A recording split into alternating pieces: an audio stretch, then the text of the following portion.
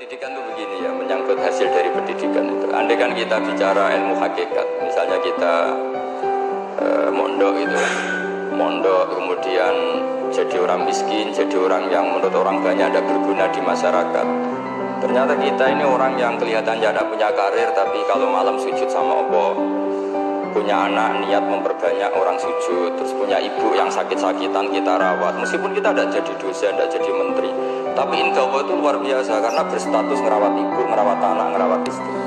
Nah Islam itu datang dengan jargon-jargon seperti itu. Sehingga Nabi kalau muji itu ada Uwais Al-Qarni, ini orang yang luar biasa. Ternyata dia itu punya ibu lumpuh yang kalau kemana-mana harus digendong. Ketika tetangga-tetangganya berhasil sowan Rasulullah itu Uwais Al-Qarni tidak bisa karena setiap ibunya dipamitin mau sowan ke Rasulullah itu sama ibunya nggak boleh. Tapi apa yang terjadi? Justru dipuji-puji Nabi sebaik-baiknya kurun itu waktu adalah kurun yang ada Uwais Al-Qarni. Saya punya teman, ini kisah nyata, saya berkali-kali ngisi ngaji di komunitas ulama. Ini mungkin nggak bagus untuk kampus, tapi harus saya utarakan supaya ya kita evaluasi. Saya bilang gini, saya ini jadi kiai itu sering iri sama orang goblok. Orang goblok itu barokah kata saya gitu. Itu kiai-kiai kaget semua karena saya bilang orang goblok itu barokah. Saya beri contoh gini, misalnya saya pinter, terjuara MTQ, juara hafal Quran atau juara baca Quran secara tartil. Ujung-ujungnya saya dapat hadiah umroh atau apalah, atau hadiah rumah atau apa. Pertanyaannya adalah mendapat. Saya ulang lagi, mendapat.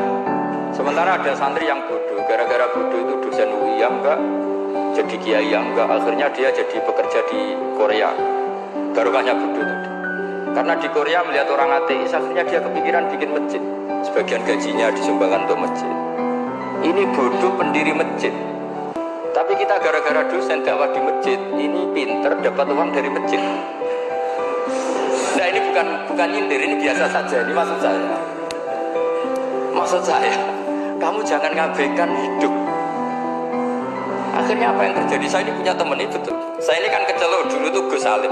Nasib saya di mana-mana dihormati. Kadang saya merasa dosa. Kok dihormati? Saya punya teman, dulu gobloknya minta ampun sekolah, sekelas sama saya. Gobloknya, semuanya gobloknya harus disepakati. Iya, goblok musmaal ya kira-kira. Singkat cerita, dia itu hidup di pedalaman Kalimantan sekitar tahun 92. Dulu kan biasalah di dalam hutan itu mesti ada penebangan hutan macam. Dia ada bosnya, jelas dia ada bosnya. Saya yakin juga agak kriminal karena dia tidak yang illegal logging. Pokoknya ditetir dia hidup di tengah hutan, ikut orang. Setelah itu dulu gak ada HP. Saya kirim surat ke saya, Gus, saya ini hidup di tengah hutan, tapi saya ini muslim pernah mondok. Kalau gak bikin supaya itu gak enak, bikinlah dia Jumatan. Nah karena dia pernah ngaji fikih Syafi'i, kalau Jumatan gak ada orang 40 itu harusnya zuhur, tidak Jumatan. Tapi orang yang kerja di situ gak mau. Wong dino Jumat kok zuhuran loh Pak. Kalau dino Jumat ya Jumatan ya. Tanya saya, Gus itu kalau ada kaulnya enggak supaya Jumatan enggak orang 40 sah. Singkat cerita dia lama-lama jadi pendiri masjid di situ. Dia punya sedikit gaji ya dipakai masjid, punya sedikit tanah diwakafkan untuk masjid. Artinya apa? Indahmu ini banyak orang bodoh, ternyata di komunitasnya dia muassis, pendiri, pemberi. Sementara kita yang kecelok pinter, dapat umroh, dapat bonus. Kira-kira nanti kita ketemu Allah, kamu pernah nyumbang Islam apa?